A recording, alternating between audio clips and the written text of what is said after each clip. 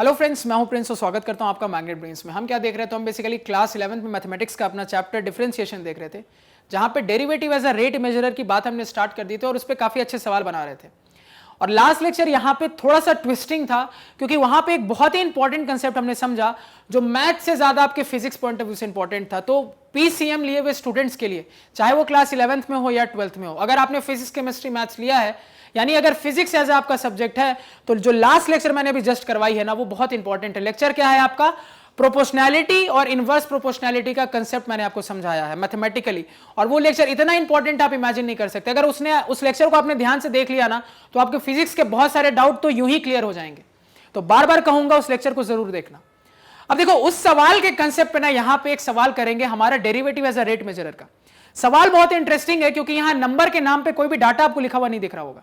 पहले सवाल पढ़ लेते हैं, समझ लेते हैं क्या है, उसके बाद एक एक करके चीजों पे बात करेंगे। सवाल मुझे क्या कह रहा है, आप देखो ध्यान से। A spherical ball of salt is dissolving in water in such a manner that the rate of decrease of the volume at any instant is proportional to the surface area proved that the radius is decreasing at a constant rate। यानी इस सवाल को अगर मैं convert करूं तो मुझे क्या समझ में आ रहा है, इससे क्या इंफॉर्मेशन मिल रही है कि एक स्फेरिकल सॉल्ट का बॉल है, यानी कि वो आपको कह रहा है कि एक स्फेयर शेप का क्या है, नमक का गोला है। जैसे बर्फ का गोला होता है, एक नमक का गोला है, और वो नमक का गोला पानी में है। तो नमक आपको पता है पानी में धीरे धीरे घुल जाएगा। तो नमक का गोला अगर पानी में धीरे धीरे घुलेगा तो ऑब्वियस सी बात है, इसका साइज क्या होगा, धीरे धीरे छोटा होगा। तो सवाल आपको कह रहा है कि अगर ये नमक का गोला धीरे धीरे पानी में घुल रहा है तो किस तरीके से घुल रहा है? तो ये इस तरीके से घुल रहा है कि sir the rate of decrease of volume at any instant is proportional to the surface area. यानी कि इसके वॉल्यूम के घटने की जो रेट है, यानी टाइम के साथ जो इसका वॉल्यूम धीरे धीरे कम हो रहा है, क्योंकि धीरे धीरे घुलेगा तो साइज छोटा होगा, साइज छोटा होगा तो वॉल्यूम भी कम होगा। तो टाइम के साथ जिस रेट से इसका वॉल्यूम घट रहा है ना, वो डायरेक्टली प्रोपोर्शनल है किसके सर? तो उस नमक के गोले के सरफेस एरिया के डायरेक्टली प्रोपोर्शनल है। अब आपको सवाल कह रहा है कि प्रूव करके दिखाओ कि इस नमक के गोले का जो रेडियस होगा ना, ये भी कांस्टेंट रेट से डिक्रीज हो रहा है। अब ऑब्वियस ये बात है सर, नमक का गोला स्फीयर का शेप है, तो धीरे धीरे छोटा होगा तो इसकी रेडियस भी कम होगी। तो यहां से क्या समझ में आ रहा है कि मुझे प्रूव करना है सर कि इस नमक के गोले का जो रेडियस है वो आपको प्रूव करके दिखाना है कांस्टेंट रेट से घट रहा है। अब देखो, कांस्टेंट रेट से घटने का बोलने का क्या मतलब है? इसका मतलब है वो जो भी रेट हो रही होगी ना, उस रेट को आपको एक कांस्टेंट वैल्यू प्रूव करके दिखाना पड़ेगा। कांस्टेंट रेट से घटने का क्या मतलब है कि जो भी रेट आ रहा होगा वो एक कांस्टेंट वैल्यू होगी, वो आपको प्रूव करके दिखाना पड़ेगा। यानी रेडियस कांस्टेंट रेट से घट रहा है, यानी आपको प्रूव करना पड़ेगा कि मेरे रेडियस का जो रेट है टाइम के साथ घटने का वो कांस्टेंट है। ये सवाल प्रूव करने कह रहा है। सवाल में कोई न्यूमेरिकल डाटा नहीं, प्रूफ का क्वेश्चन, बहुत ही शानदार क्वेश्चन। ध्यान से हर एक बात को सुनना। अब सर इस टाइप का कोई भी डेरिवेटिव का सवाल मिलता है तो हमारा काम क्या होता है? सवाल में यह जज करना कि वेरिएबल है क्या, ये जो दो एक्स और वाई मानते हैं वो है कौन सवाल में। अब देखो, आपको यहां पे थोड़ी सी ट्रिक और हिंट बता देता हूं जिससे आपको जज करने में आसानी होगी। मान लो सवाल कभी बहुत बड़ा है, या सीधे आपको सवाल नहीं पढ़ना है, या कभी कंफ्यूजन है, तो कैसे जज करोगे डायरेक्टली सवाल को देख के कि इसमें वेरिएबल का काम कौन कर रहा है? तो सर तरीका यह है कि आपको जिस चीज के साथ इंक्रीजिंग या डिक्रीजिंग वर्ड जुड़ा हुआ मिले, क्या मैंने कह दिया? सवाल में जिस चीज के साथ आपको इंक्रीजिंग या डिक्रीजिंग वर्ड जुड़ा हुआ मिल जाए वो हमेशा वेरिएबल का काम करेगा। या फिर आपको क्या मिल जाए, सवाल में कहीं पे भी जिस चीज के साथ आपको रेट वर्ड एसोसिएटेड मिल जाए, रेट ऑफ इंक्रीज फलाने चीज का ये है, रेट ऑफ डिक्रीज फलाने चीज का बताओ, तो ये जो रेट ऑफ इंक्रीज या डिक्रीज की जो बात होती है ना, वो जिस चीज के साथ एसोसिएटेड आपको मिलेगा ना, वो भी वेरिएबल का काम करता है। तो आपके पास दो तरीके हैं ये डिटरमाइन करने के कि वेरिएबल का काम कौन करेगा, या तो जिसके साथ आपको इंक्रीज या डिक्रीज वर्ड जुड़ा मिल जाए, या फिर आपको रेट वर्ड जिसके साथ जुड़ा मिल जाए, वो दोनों हमेशा वेरिएबल का काम करेंगे। अब इस चीज को ध्यान में रखते हुए सवाल को देखो तो क्लियरली दिख रहा है sir, radius is decreasing at a constant rate. तो रेट और डिक्रीजिंग वर्ड, इनफैक्ट दोनों के दोनों, किसी एक को भी ले लेते तो काम चल जाता। मुझे ये वर्ड रेडियस के साथ एसोसिएटेड सबसे पहले दिख रहा है सर। तो इतना क्लियर है सर कि एक वेरिएबल रेडियस है, एक वेरिएबल मेरा रेडियस है, इसको मान लो मैं एक्स बोल देता हूं। इसी तरीके से सर और सवाल को ध्यान से देखा तो यहां पे मुझे दिख रहा है rate of decrease of volume, rate of decrease of volume, यानी रेट और डिक्रीज वर्ड यहां पे भी दोनों सर किससे एसोसिएटेड है? तो सर ये जो वॉल्यूम वर्ड के साथ एसोसिएटेड है। तो चूंकि सर वॉल्यूम वर्ड के साथ एसोसिएटेड है तो इतना क्लियर है सर कि यहां पे मेरा दूसरा वेरिएबल का काम कौन कर रहा है? तो वो वॉल्यूम कर रहा है। तो यहां से मैंने आपको क्या कहा, कोई जरूरी नहीं है दोनों, रेट और इंक्रीज डिक्रीज दोनों का होना जरूरी नहीं है। किसी भी चीज के साथ आपको अपने सवाल में या तो सिर्फ इंक्रीज डिक्रीज वर्ड ही मिल जाए या तो सिर्फ रेट ही वर्ड एसोसिएटेड मिल जाए, तो क्या समझ जाना, वही वेरिएबल का काम करेगा। दोनों में से कोई एक हो जाए या दोनों हो जाए, दोनों ही सही है। क्लियर हो गया? अब जैसे ही आपको यह क्लियर हुआ तो इसके बाद इंफॉर्मेशन हम क्या लिखते हैं कि सर जैसे ही मुझे अपने सवाल में वेरिएबल एक्स और वाई पता लग गया तो अगला काम क्या होता है, इस चीज को एज अ डाटा बता देना। कैसे बताते हैं sir? Let the radius and volume of the spherical salt ball be x and y respectively at any time t। अब ये लिखना इंपॉर्टेंट है, मैंने आपको बार बार बताया था, क्योंकि मैंने आपको कहा कि ये x और y कोई एक नंबर नहीं है, सिंपल सा कोई x और y कुछ एक वैल्यू नहीं है। क्योंकि जैसे ही मैंने ये कह दिया सर रेडियस x है और वॉल्यूम y है, मतलब सर x और y दोनों वेरिएबल हैं, यानी समय के साथ इस बॉल का रेडियस भी बदलेगा और समय के साथ इस पूरे बॉल की वॉल्यूम भी बदलेगी। इसलिए मुझे इस चीज को बताने के लिए कि x और y एक कांस्टेंट नहीं एक वेरिएबल है, मुझे यह बोलना पड़ता है कि इसको मैंने x इसको मैंने y बोला है एट एनी टाइम t। किसी भी टाइम t पे मैं देखूं, किसी भी समय ऑब्जर्व करूं तो मैं क्या पाऊंगा कि रेडियस अलग है वॉल्यूम अलग है। किसी भी समय मैं देखूंगा तो क्या पाऊंगा, रेडियस अलग है वॉल्यूम अलग है। जिसको रिप्रेजेंट कैसे किया, तो रेडियस को x से वॉल्यूम्स को y से। आपकी मर्जी थी, वॉल्यूम को x से रेडियस को y से कर देते। क्लियर? अब ये लिखने के बाद सर अगला काम क्या करते हैं, तो सर हमेशा सवाल आपको डायरेक्टली या इनडायरेक्टली ये बता देता है कि x और y में रिलेशन है क्या। ये क्लियर है?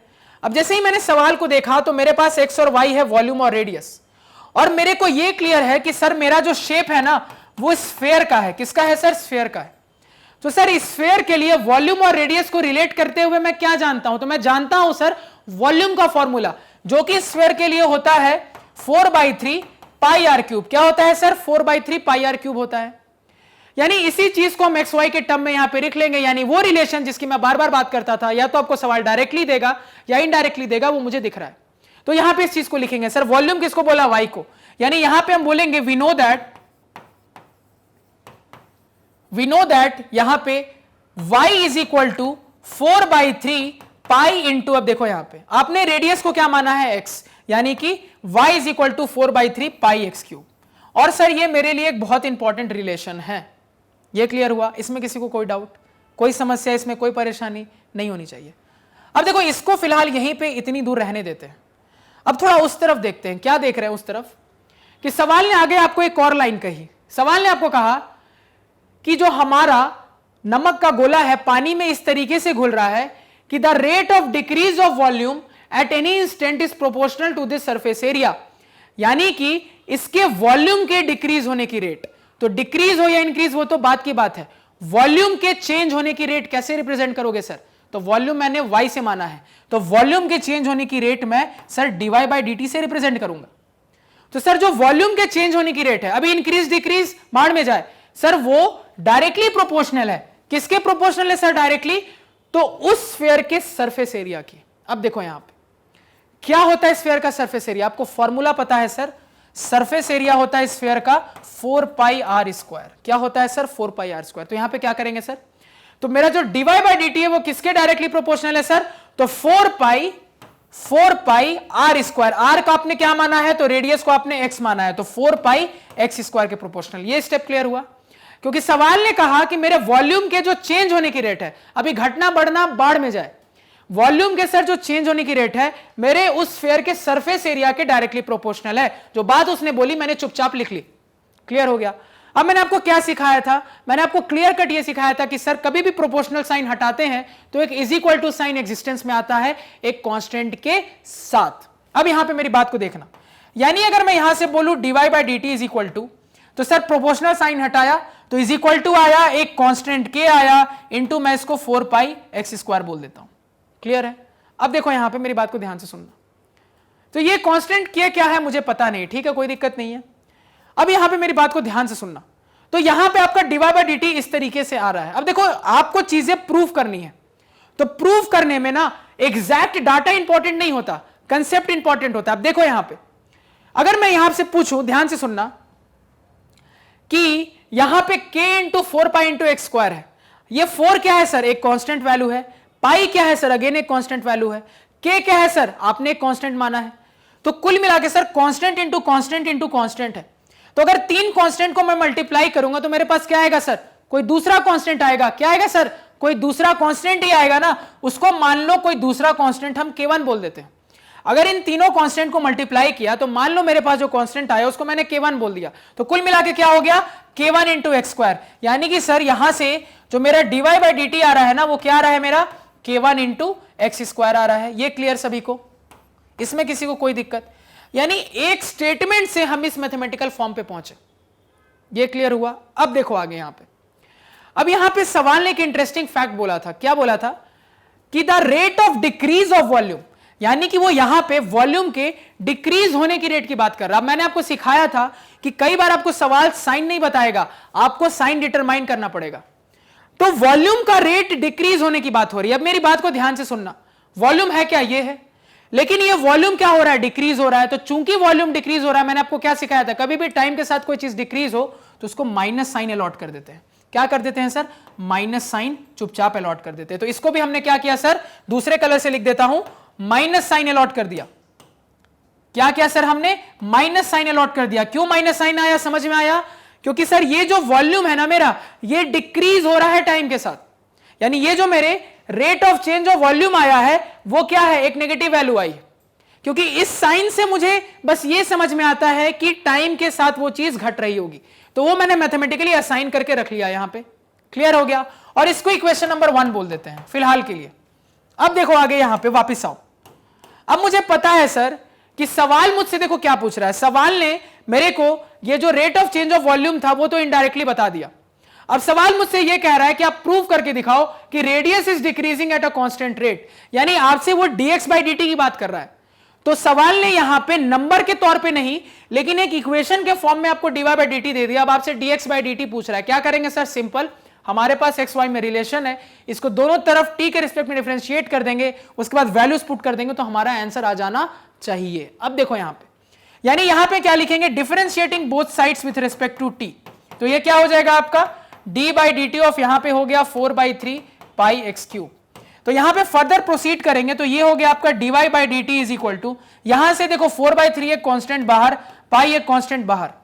अब एक्स क्यूब का डिफरेंशिएशन टाइम के रिस्पेक्ट में, कुल मिला के सर समथिंग का क्यूब क्या हो जाएगा सर, डिफरेंशिएशन 3 इंटू समथिंग का स्क्वायर इंटू समथिंग का डैश। समथिंग का काम कौन कर रहा है यहां पे, तो सर यहां पे समथिंग का काम मेरा एक्स कर रहा है, तो समथिंग के डैश का क्या मतलब होगा सर, dx बाई dt। क्या हो जाएगा सर, dx बाई dt। तो सर इस इक्वेशन से अब मेरे पास dx बाई dt और dy बाई dt के टर्म्स में एक रिलेशन निकल के आ गया। क्या दिख रहा है, 3 और 3 कैंसिल हो गया। तो यहां पे फर्दर कंटिन्यू करेंगे, पहले इसको इतना नोट डाउन करो। तो यहां पे अगर चीजों को थोड़ा फर्दर कंटिन्यू करें और यहां इस साइड देखें अब, तो देखो क्या हो रहा है, अब ध्यान से देखना, इंपॉर्टेंट चीज हो रही है। तो यहां पे मुझे दिख रहा है सर कि मेरा जो dy बाई dt है वो यहां पे किसके बराबर हो रहा है, तो ये मेरा बराबर हो रहा है 4 pi x square, 4 pi x square into यहां पे dx बाई dt के, इसके बराबर हो रहा है सर। और मुझे जो भी चीज चाहिए वो dx बाई dt के लिए चाहिए, मतलब मुझे जो साबित करना है dx बाई dt के लिए करना है।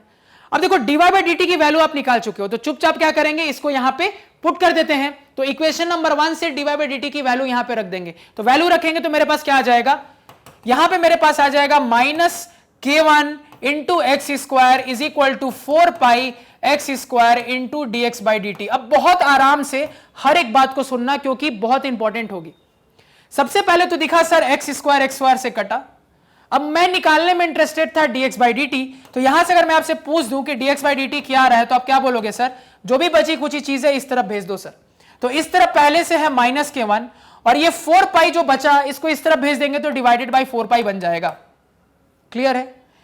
तो dx बाई dt देखो, माइनस साइन को अगर मैं अभी ऐसा ही छोड़ दूं, अब ध्यान से मेरी बात को सुनना, 4 एक कांस्टेंट, पाई एक कांस्टेंट, कांस्टेंट इंटू कांस्टेंट एक और कांस्टेंट, k1 एक कांस्टेंट था, उस कांस्टेंट से एक और कांस्टेंट को डिवाइड करेंगे तो कोई कांस्टेंट ही आएगा ना सर, कुछ अलग थोड़ी ना आएगा। तो यहां से मेरा देखो dx बाई dt क्या आ रहा है सर, तो मेरा dx बाई dt आ रहा है माइनस k2। अब ये छोटी सी चीज का क्या मतलब है, dx बाई dt सर मेरा आ रहा है k2, यानी कि सर अभी फिलहाल अगर मैं माइनस साइन की बात नहीं करूं तो dx बाई dt मेरा एक कांस्टेंट के बराबर आ रहा है। dx बाई dt क्या है सर? तो rate of change of radius with respect to time, यानी रेडियस जिस रेट से चेंज हो रही है वो एक कांस्टेंट वैल्यू आ रही है। और यही तो मुझे प्रूव करना था सर कि prove that the radius is decreasing at a constant rate. अभी डिक्रीजिंग इंक्रीजिंग भूल जाओ, कुल मिला के क्या प्रूव करना है सर?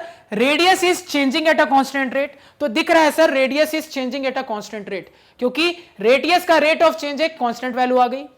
अब सवाल ये उठता है माइनस साइन आ रहा है sir, dx by dt negative आ रहा है। तो मैंने आपको साइन का मतलब समझाया था, यहां पे नेगेटिव साइन का मतलब यह है कि वो जो चेंज हो रहा है सर वो डिक्रीज लेके आ रहा है। क्या लेके आ रहा है? डिक्रीज, यानी कि सर मेरा रेडियस टाइम के साथ डिक्रीज हो रहा है। यानी यहां से ये प्रूव होता है सर कि the rate of decrease of radius with respect to time is constant.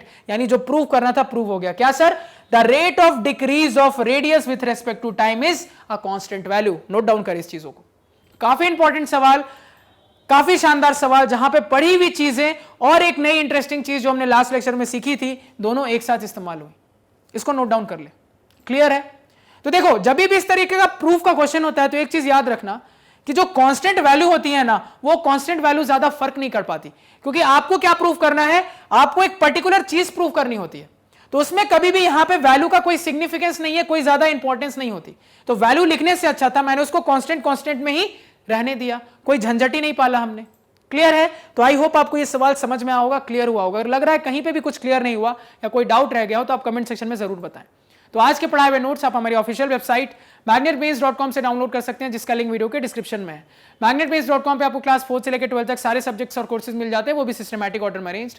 और यहां पे एक और बात कहूंगा छोटी सी, आपकी मर्जी थी, अगर आपको ये के मान के नहीं बनाना था, जैसे कि यहां पे मैंने किया कि इस कांस्टेंट को 4 पाई से मैंने मल्टीप्लाई करके एक कांस्टेंट k1 एज्यूम कर लिया था, आपकी मर्जी थी। आप चाहते तो नहीं भी एज्यूम करते, आप यही रहने देते और सीधे इसको यहां डाल देते, फिर भी वही कहानी होती, कुछ अलग नहीं होता।